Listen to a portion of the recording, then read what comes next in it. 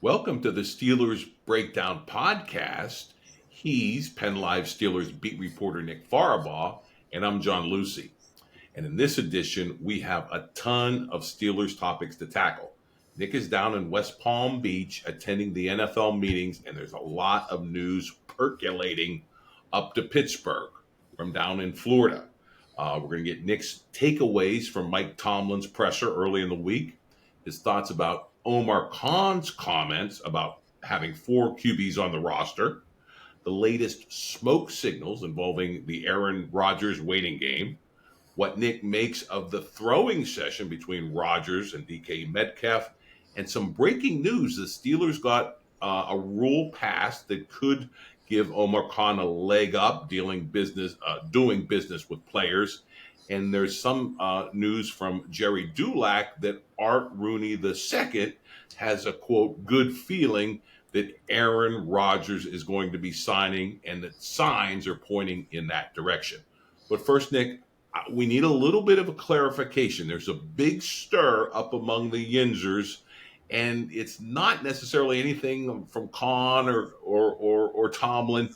It's one of your colleagues, Mark Kaboly. He was caught sitting right next to Mike Tomlin at this very important presser, Tomlin's first words in a long time, and he looked like he was dozing. His mouth is hanging open, maybe some drool hanging out. Were you guys up partying too late down there? What's going on with Kaboly, who's tied into the Pat McAfee show? That was crazy, and the memes are just going nuts up here.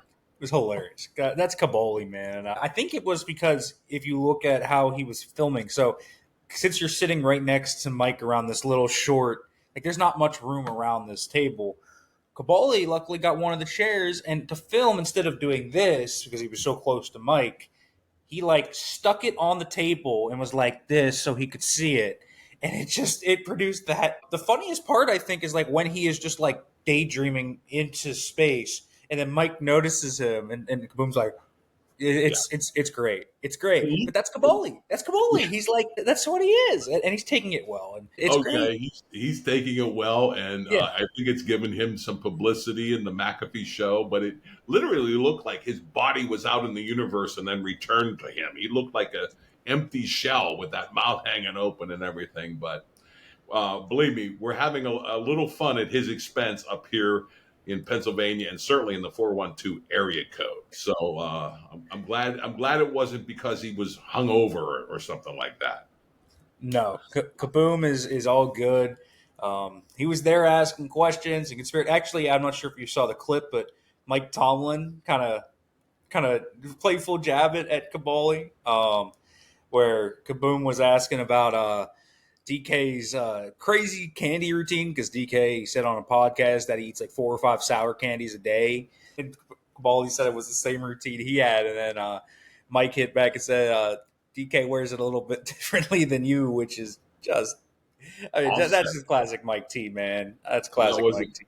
That was a good comeback, and a little bit of levity, sort of to talk about more serious stuff that will plunge in serious Steelers stuff. And it was a couple weeks ago now that you straightened us out, because there was a lot of complaints from Steelers Nation that the Steelers were looking foolish, that it was embarrassing that they were playing along with this Aaron Rodgers waiting game.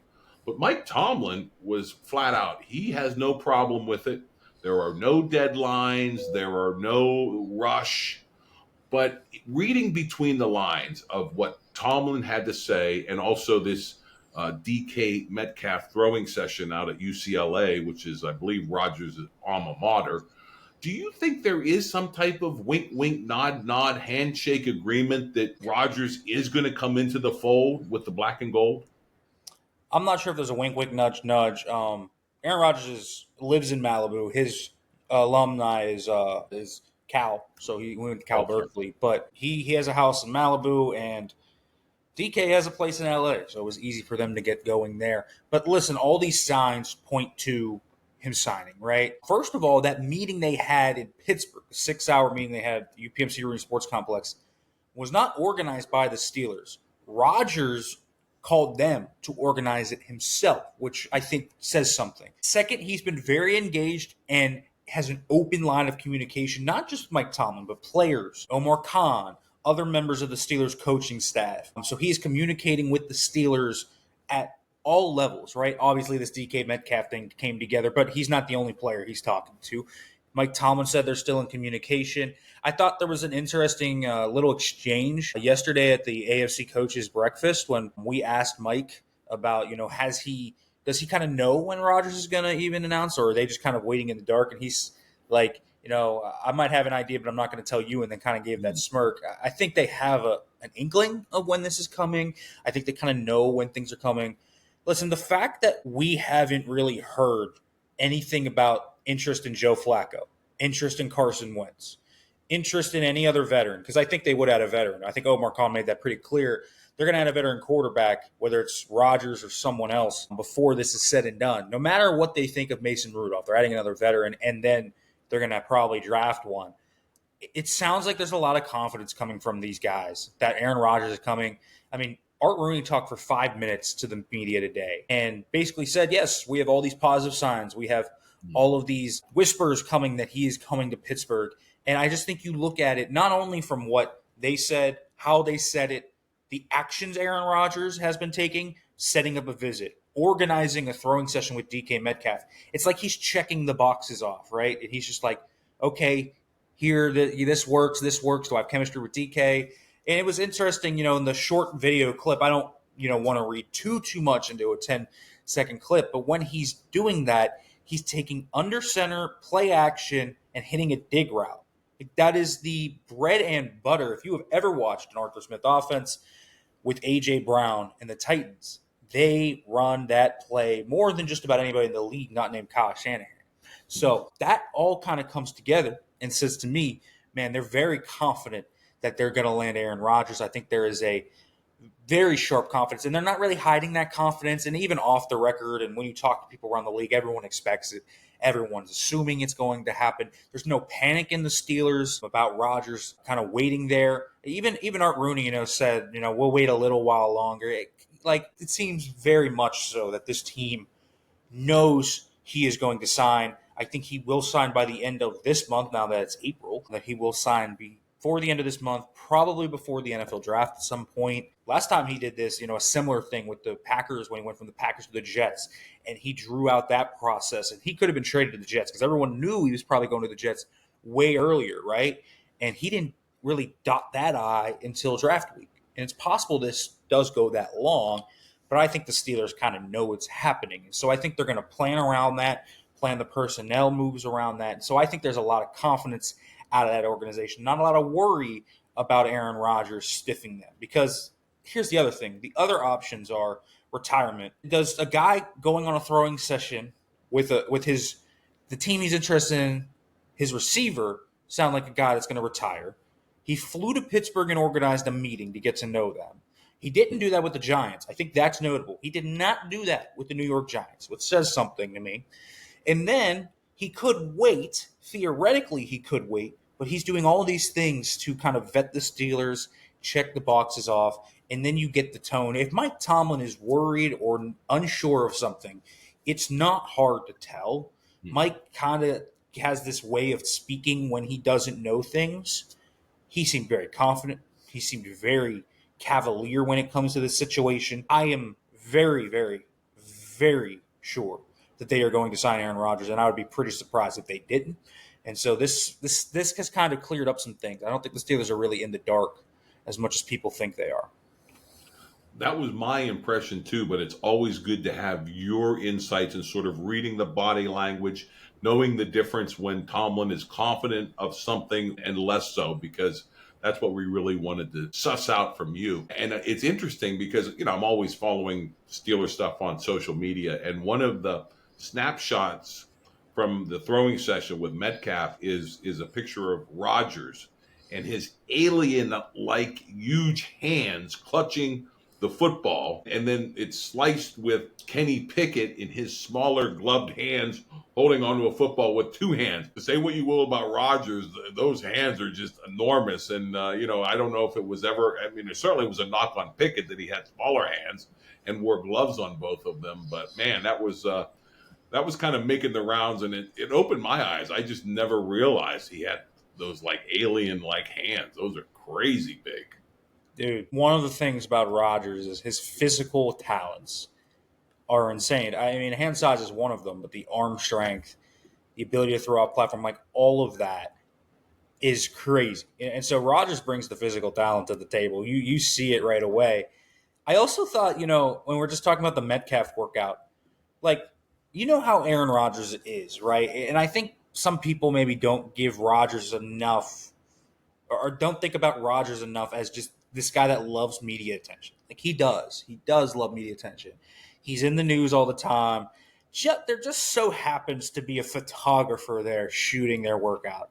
Okay, like, sure. Like he likes to be in the headlines. And I think that's part of why this is drawing out too is, hey, the longer he draws out, the more people talk about Aaron Rodgers. And that's just an Aaron Rodgers thing. It's something that has always been kind of a staple of his career. He's taken a while to make decisions like this before. It's not new, it's a pattern. And so when people ask me, why is it taking so long? You can say that there are rational reasons. One, this is going to be his last stop, and he's going to have to vet everything. So there's that kind of due process. But the other is there's just a history of Aaron Rodgers doing it because, hey, he's one of those guys that likes to be in the limelight. He views himself as a star. He is a star. And when Aaron Rodgers makes headlines, I think Aaron Rodgers likes it. I do. Well, he is single-handedly fueling hours and hours of Pittsburgh talk shows, and certainly lots of segments on the national NFL broadcast as well. So he is definitely creating a lot of content. That is for sure. Now turning to Omar Khan and his comments, and you mentioned the quarterback situation. 4 quarterbacks for the Steelers going into training camp, I presume, or mini camp, whichever, and lots of speculation about the draft and where the Steelers and who the Steelers take in the draft. What's your impression of where they're going to target their quarterback and any names you can give us and anything else you just read into this whole situation with Khan and how he and the team are handling the quarterback situation after turning over the room in successive years, right? Yeah, I don't think that's ideal to turn over your quarterback room like that, but I also think the Steelers kind of realize what has happened. Like, it wasn't their plan to go into this offseason to get rid of all 3 quarterbacks, right? They wanted Justin Fields back. It just didn't work out, whether there was opportunity, money, a little bit of both, probably a little bit of both. All of that kind of still lingers there. But when you look at the Steelers and kind of the draft, listen, they've shown a lot of interest in the pro day circuit, right? Went to Ohio State. They went to Texas. They went to Notre Dame. They went to Alabama. Tyler Shuck and Jackson Dart are both coming to Pittsburgh for 30 visits. That is 6 quarterbacks right there. Now, the high end of that is obviously Dart. Could you take Dart at 21? I don't think they're going to. I don't think they're going to take a first-round quarterback. Everything I've heard, and listen, I know there's 30 visit shows clear interest in Dart, but everything I have heard has gone counterintuitive to a first-round quarterback. So it's possible that they're smoke screening, but I think the Steelers are going to take one in the middle rounds. That's kind of where I come down on this.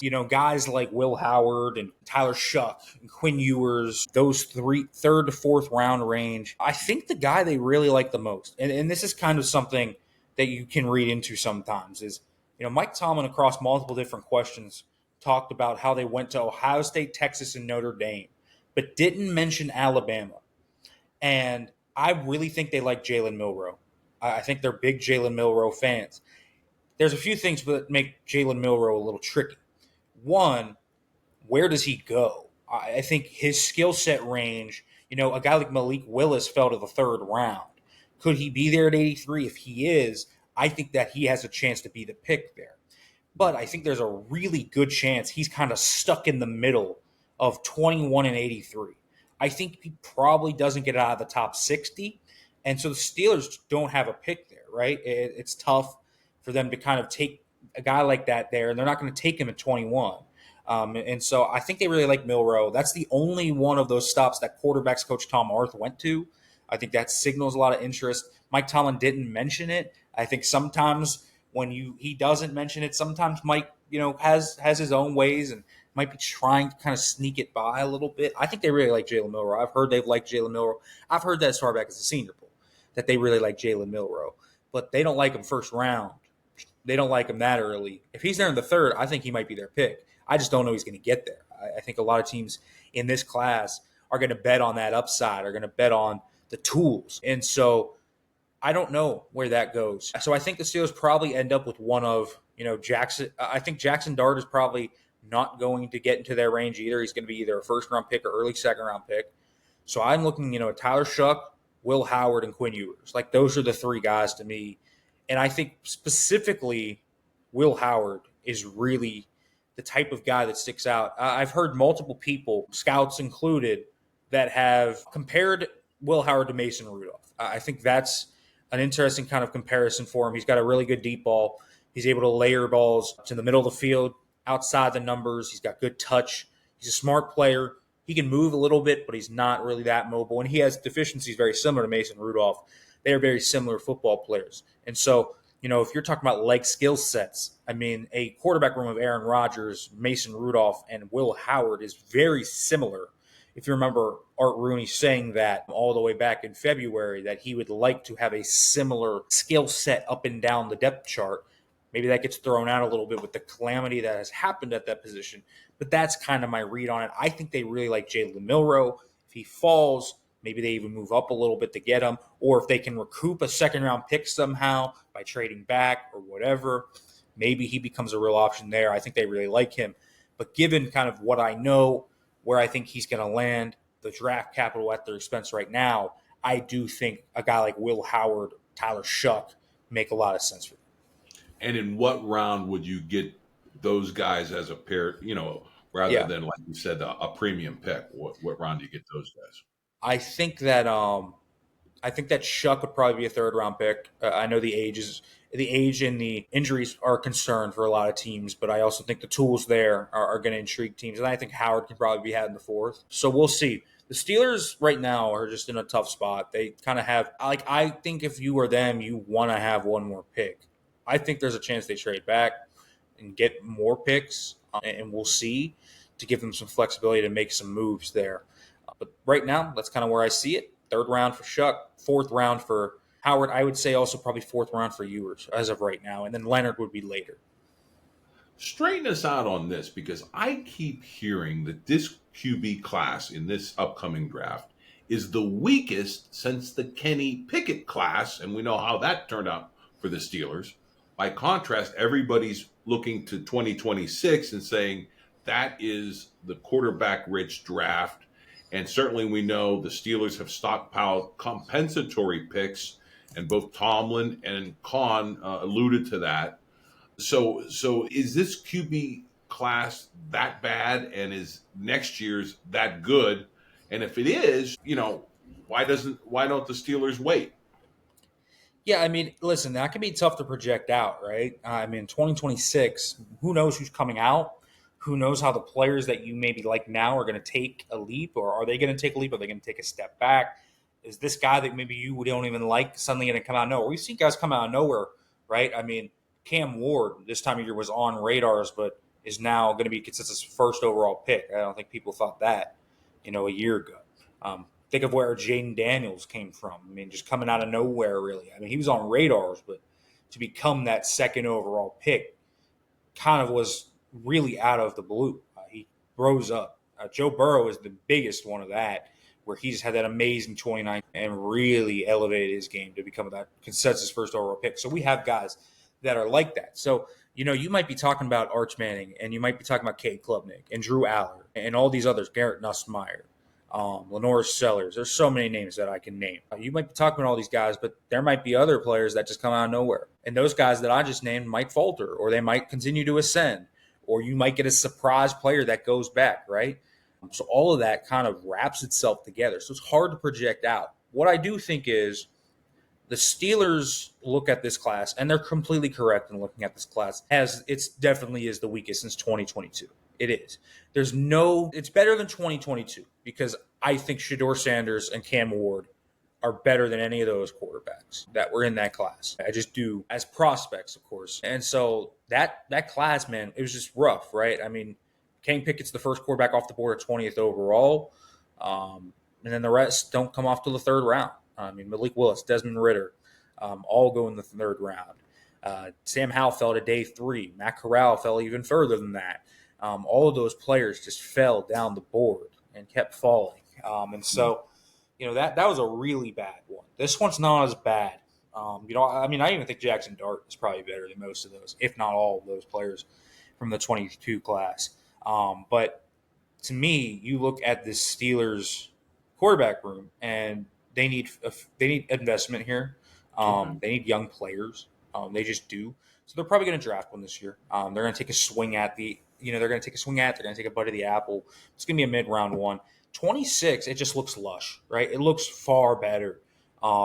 Even a year out, when you looked at the 2025 class, it didn't really look strong. Like, this was projected to be a weak quarterback class from the jump.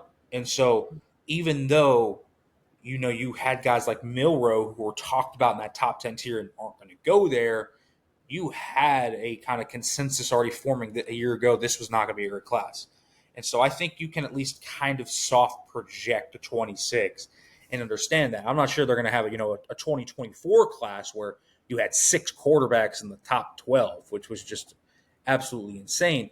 But listen, the Steelers are clearly, and Omar Khan basically said it, preparing for next year to be the move. I mean, they have this war chest of compensatory picks that they're building up. That is going to be significant for them next year. Even if they don't use those in trades, it is going to be significant for them in just having the flexibility to fall back on picks and not sacrifice having to fill out the rest of the team to go get your quarterback. So they are going to take a swing. I think they know it.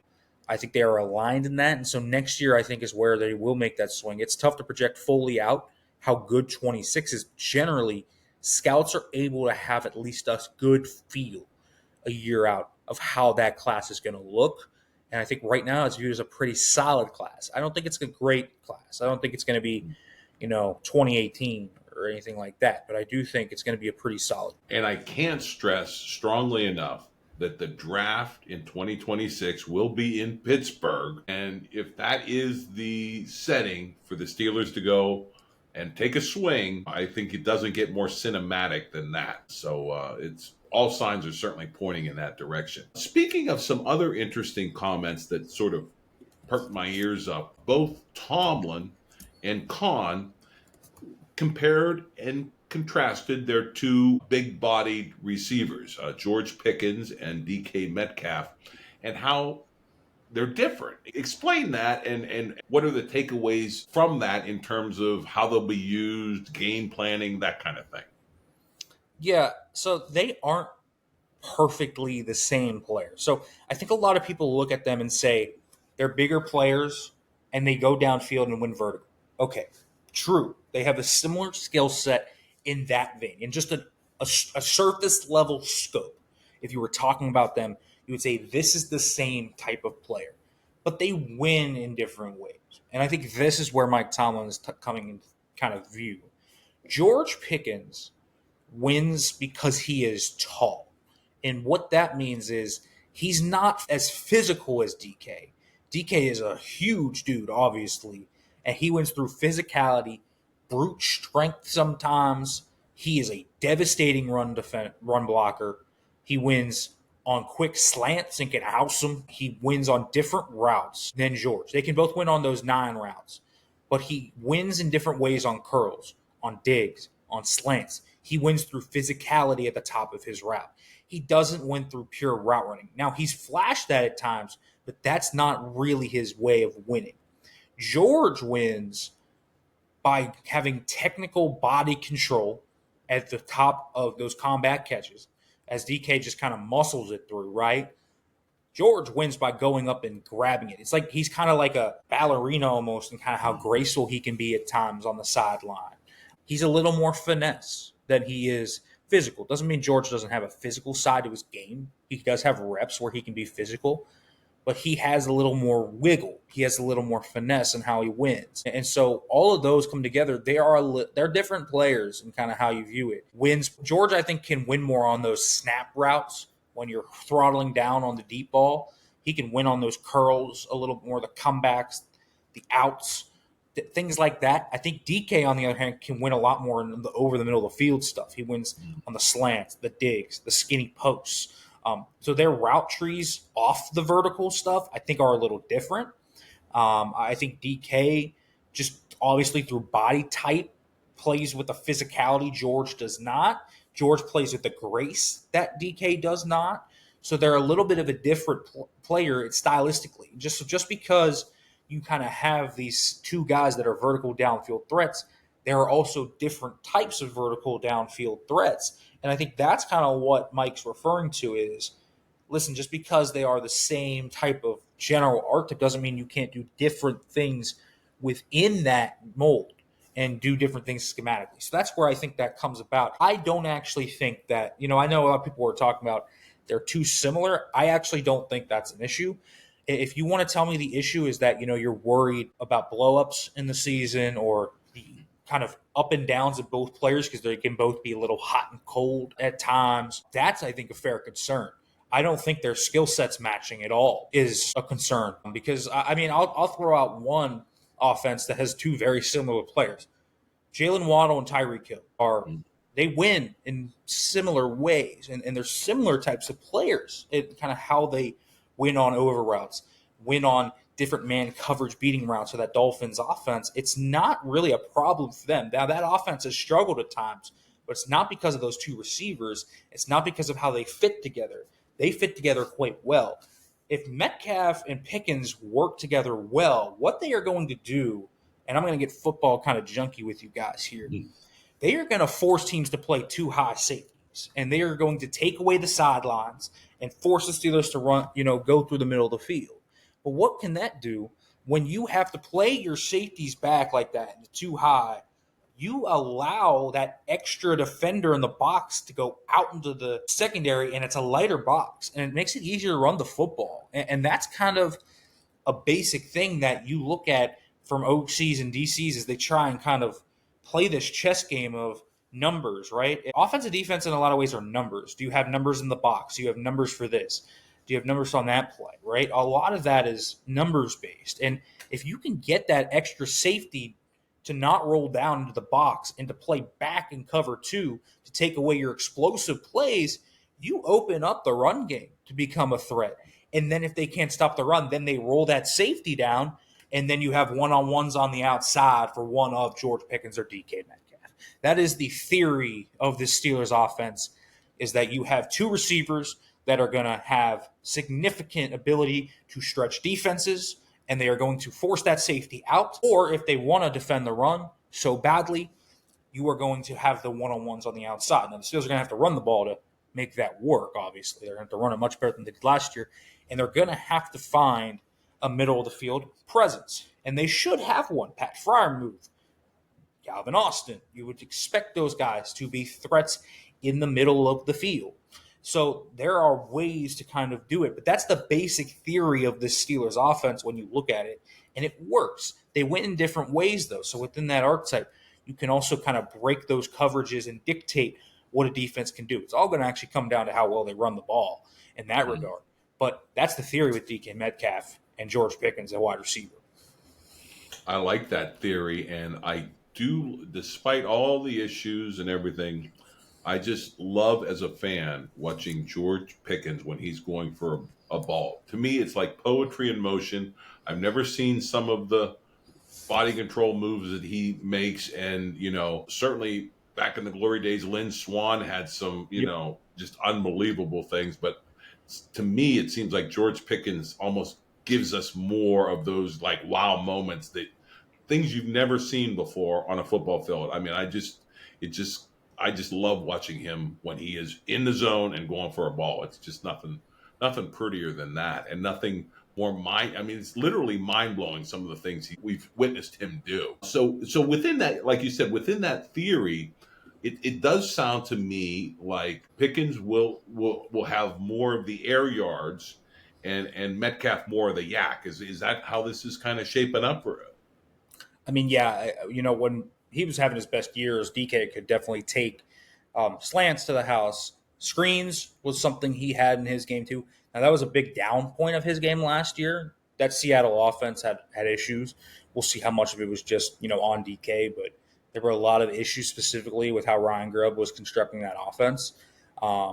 And I do think screens are going to be part of it because let's say, theoretically, as we think Aaron Rodgers is going to be their quarterback, he's a big time quick game guy. I do think that's the one thing I'm concerned about with this receiving core is, DK and George, they are these downfield threats and they can separate, but it's not like they're quick winners, right? They're not like Deontay Johnson. Remember how quickly Deontay Johnson could just create separation off the line of scrimmage? They need somebody like that. Now, maybe you can profile, because the Steelers haven't given him this role, could you profile Calvin Austin to be that? I think that's an interesting question. He was a vertical downfield threat last year, but could he become a route runner that gets separation quickly? I think that's an interesting question.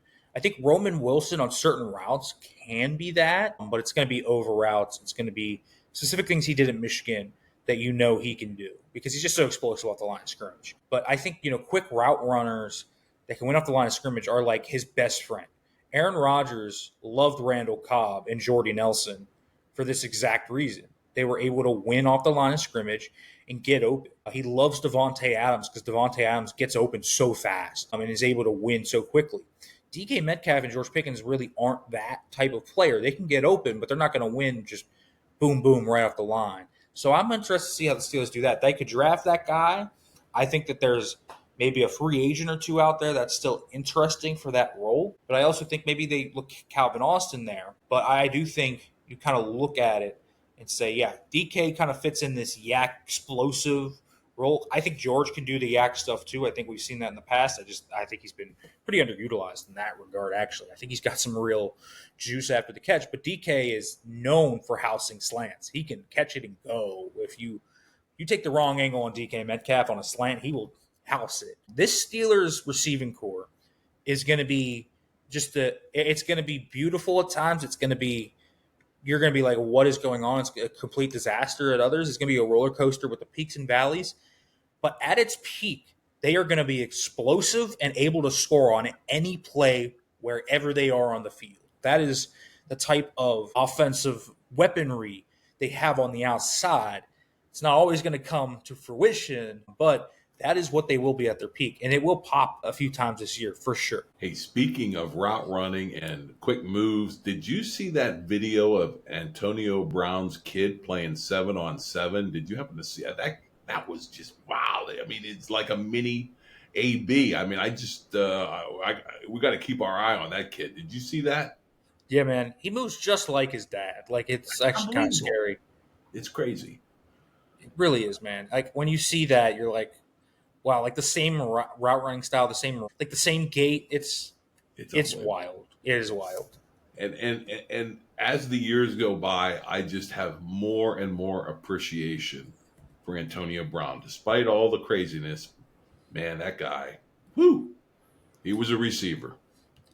On the field, one of the best receivers I've ever seen. Maybe the best. I'm not, John, I don't have as much football watching experience as you. You have about 20 years on me, I believe. So you have that going for you. So you've seen Jerry Rice and you've seen Michael Irvin and you've seen a lot of these great receivers. But, man, AB was up there. Julio Jones and Calvin Johnson are right there for me. And I did see Randy Moss, but AB is right up there, man. His peak is as good as anyone's. I really do believe that. I don't think, listen, I understand I'm young and everything, so I didn't live through Stallworth and Swan. I did, see Hines and all those guys, of course.